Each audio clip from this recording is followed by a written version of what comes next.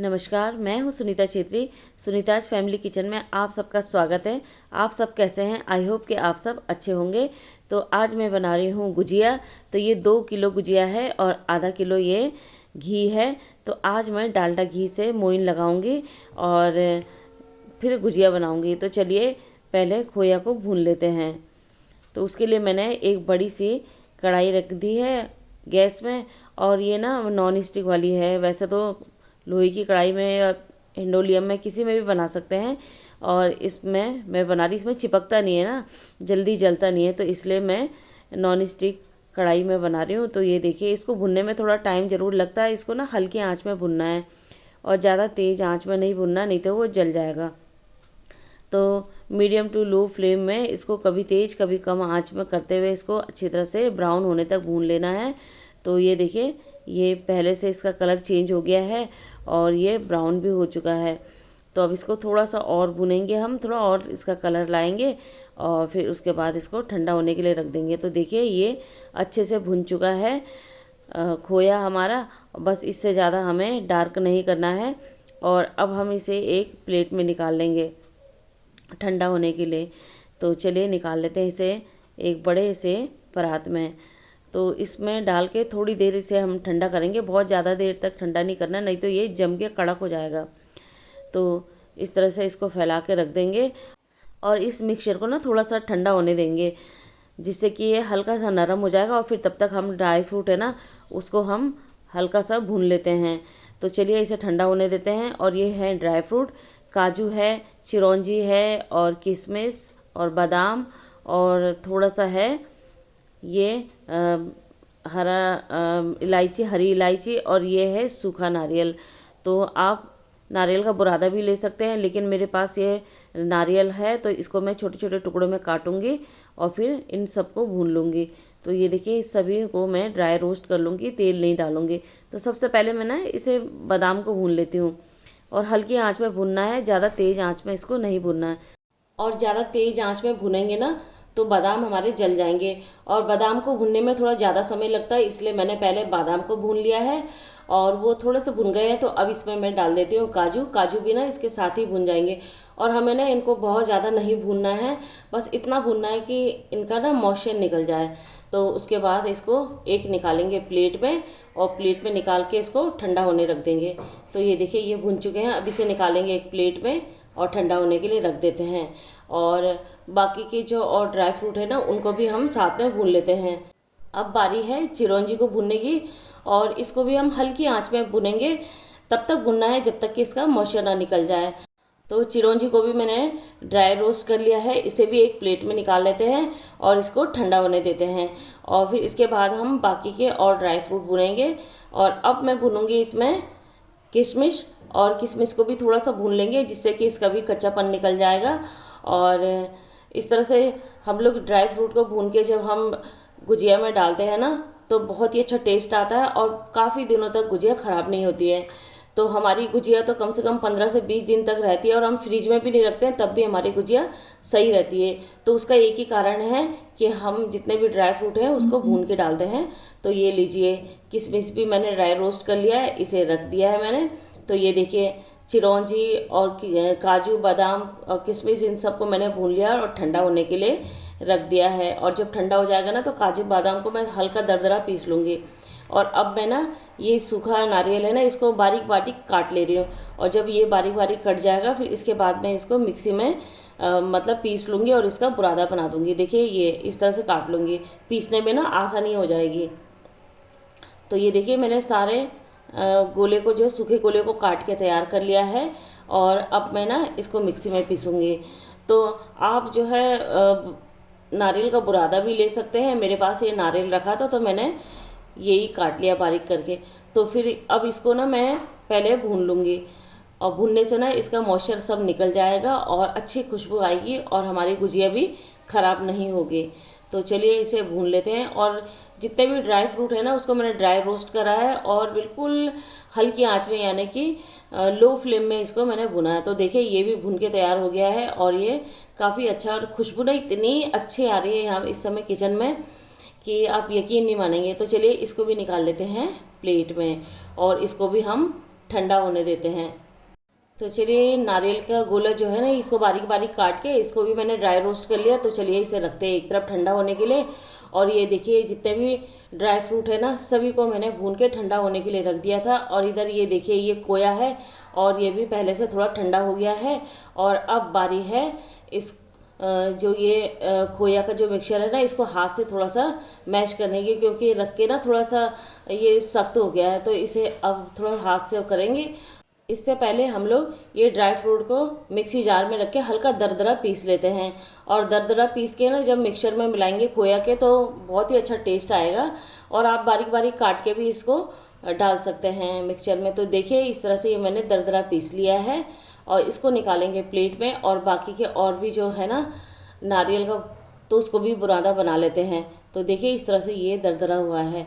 और ये नारियल का जो है ना बुरादा भी बना लिया है मैंने। और उसमें हल्का सा मॉइस्चर होता ना, तेल होता, तो उसकी वजह से ये थोड़ा हल्का चिपचिपा है। और अब जो है खोया के मिक्सचर को थोड़ा हाथ से मैश कर लेते हैं। ये देखिए कितना तेल है इसमें, देखिए। और काफ़ी मतलब घी है इसमें, तेल नहीं सॉरी घी है। देखिए कितना हाथ में लग रहा है। अब इसको थोड़ा सा मिक्स कर लेते हैं हाथ से। और उसके बाद जितने भी हमारे ये ड्राई फ्रूट के मिक्सचर है ना, सबको मिला देंगे। और साथ में देखिए ये है हरी इलायची का पाउडर। तो ये दरदरा कुटा था ना, तो मैंने छलनी से छान लिया और छान के अब इसको मिला देते हैं इसमें। और जितने भी ड्राई फ्रूट के मिक्सचर थे सबको मैंने खोए के मिक्सचर में मिला दिया है। और इसी के साथ मैंने इसमें बूरा भी मिला दिया है अपने टेस्ट के अकॉर्डिंग। तो चलिए अब इस सबको मिक्स करके और अब इसे रखते हैं एक पतीली में, जिससे कि हमें रखने में और भरने में आसानी रहेगी। तो चलिए इसे रख लेते हैं। और ये देखिए मिक्सचर ना हमारा पूरा एक पतीली भर के बन गया है। और ये पतीली ना हमारी कम से कम 4 लीटर की है। तो ये 4 लीटर का पूरा भर गया है, यानी कि 4 किलो हमारा ये मिक्सचर बन के तैयार हो गया है। तो अब लगाते हैं आटा, यानी कि मैदा गूंथते हैं। तो ये मैदा लिया है मैंने 2 किलो मैदा, इसको मैंने अच्छे से छान के ले लिया। और ये है आधा किलो डालडा घी। आप देसी घी में बना सकते हैं, रिफाइंड ऑयल में बना सकते हैं। तो इस बार मेरे हस्बैंड की डिमांड थी कि मैं डालडा घी में हलवाइयों की तरह बनाऊं, तो इसलिए मैं डालडा घी डाल रही हूँ मोइन के लिए। और इस डालडा को आप मेल्ट करके भी डाल सकते हैं। मैंने ऐसे ही डाल दिया और इसको अच्छे से मिक्स कर लिया है, ताकि उसमें कोई गुठलियाँ ना रह जाए। और अब जो है इसको गूंद लेंगे बहुत अच्छी तरह से। हल्का मैंने गुनगुना पानी किया है, क्योंकि मैंने देसी घी जो है मेल्ट नहीं किया था ना, इसलिए मैंने गुनगुना पानी लिया है।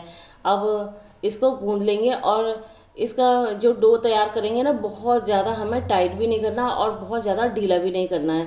तो इसको अच्छे से गूंद के और इसको रख देंगे हम 10 से 15 मिनट के लिए सॉफ्ट होने के लिए। तो चलिए इसे गूंद लेते हैं। और किस किस के घर में गुजिया बनी है और किस किस के घर में नहीं बनी है, ज़रूर कमेंट कीजिएगा। तो देखिए ये डो भी मेरा तैयार हो गया है। और अब क्या करेंगे ना, इसे मैं कपड़े से ढक के नहीं रखती हूँ, मैं इसे एक पॉलीथीन में डाल के रख देती हूँ, जिससे कि पॉलीथीन में मॉइस्चर रहता है और उसकी वजह से ना आटा बिल्कुल नरम हो जाता है। तो इस तरह से मैं इसको बांध के एयर टाइट करके रख दूँगी इसे। ये देखिए अब मिलते हैं थोड़ी देर के बाद। तो चलिए ये लीजिए मिक्सचर हो गया है तैयार। और इसको मैंने पतीली में रख दिया। और जितना भरना होगा ना उतना मैं कटोरी में निकाल ले रही हूँ, थोड़ा थोड़ा करके कटोरी में निकालूंगी और भरती जाऊंगी।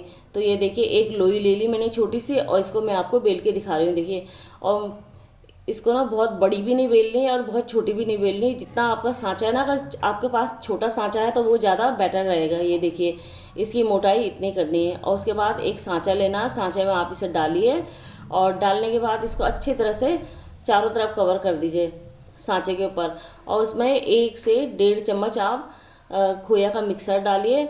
इसके बाद सांचे में आपने जो ये पूड़ी बेल के रखी है ना, इसके चारों तरफ आप पानी लगाइए, जिससे कि आपस में अच्छे से चिपक जाएगा। तो बस अब उसको बंद करके और अच्छे से दबा दीजिए, जिससे कि मतलब गुजिया का मुंह जो है बंद हो जाएगा और वो बाहर ना निकले। तो इस तरह से प्रेस करके दबाइए। और ये देखिए इस तरह से ये गुजिया बन के रेडी हो गई। और आजकल तो बहुत आसान हो गया गुजिया बनाना, क्योंकि आजकल गुजिया के सांचे मिल जाते हैं। हम लोग जब छोटे थे ना, तो हम लोग हाथ से ही गुजिया बनाया करते थे। लेकिन चलिए समय के साथ साथ हर चीज़ आसान हो गई है। तो एक गुजिया मैं और भर के दिखा रही हूँ। इस तरह से आप डालिए, पूड़ी बेलिए और पूड़ी को सांचे में रखिए और उसमें थोड़ा सा 1 से 1.5 चम्मच के करीबन मिक्सचर भरिए और पूड़ी के चारों तरफ पानी लगा के और उसको इस तरह से प्रेस कर दीजिए, बंद कर दीजिए इसका मुंह। तो ये देखिए, ये एक गुजिया बनके और तैयार हो गई है और इसी तरह से सारी गुजिया बनके रेडी हो जाएंगी मेरी। तो ये देखिए, ये बन गई गुजिया। तो अब इनको ना एक टेबल में कपड़े के ऊपर इसे रखते जाइए और इसे ढकते चले जाइए किसी सूती कपड़े से। और जब इसे फ्राई करने का टाइम है ना, तो उसको एक साथ फ्राई कर लीजिए। तो देखिए, मैंने सबको रख लिया। अब इसको मैं एक दुपट्टे से ढक दूँगी। और गुजिया बनाना तभी अच्छा लगता है ना, जब घर में सभी लोग मिलजुल के गुजिया बनाते हैं। अकेले अकेले तो इतनी सारी गुजिया बनाने में हालत ख़राब हो जाती है, और हमारे तो सब बच्चे लोग ने मिलके ये गुजिया बनाई है।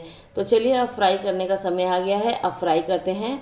तो ये देखिए, तेल बिल्कुल सही से गर्म हो गया। इसके लिए ना बहुत ज़्यादा तेल गर्म नहीं चाहिए, हल्की गर्म होनी चाहिए। तो देखिए, पहली गुजिया मैंने फ्राई कर ली है। इसको चढ़ाते हैं अग्निदेव जी के लिए। तो उसको एक छोटी सी प्लेट में रख के अब इसको गैस के ऊपर ही एक साइड रख देंगे। और अब जितने भी ये गुजिया हैं ना, एक एक करके सब डाल देंगे कढ़ाई में। और बहुत ज़्यादा अगर तेल गर्म होगी ना, तो गुजिया हमारी बिल्कुल जल जाएंगी और वो पकेंगी नहीं, कच्ची रह जाएंगी और खाने में भी टेस्ट नहीं लगेगा। तो इसलिए हल्के तेल में मतलब इसे डालना है। और जब तक वो अच्छी तरह से एक साइड से पकने जाते हैं ना, तब तक हमें उसे पलटना नहीं है। तो ये देखिए, एक एक करके मैंने सारी गुजिया इसमें डाल दी है। अब हल्की आंच में इसको भुनेंगे, यानी कि फ्राई करेंगे। और उसके बाद जब ये एक तरफ से पक जाएगा, तब फिर हम इसको थोड़ा सा पलट लेंगे और फिर उलट पलट के गोल्डन ब्राउन होने तक इसे तल लेंगे। तो ये देखिए, ये हमारे गुजिया बनके रेडी हो गए हैं। और मेरी ये गुजिया की रेसिपी आपको कैसी लगी, कमेंट करके ज़रूर बताइएगा। अगर मेरी रेसिपी आपको अच्छी लगे तो इसे लाइक, शेयर और सब्सक्राइब ज़रूर कीजिएगा। मिलती हूँ किसी नई रेसिपी के साथ, तब तक के लिए नमस्कार दोस्तों, हैप्पी होली।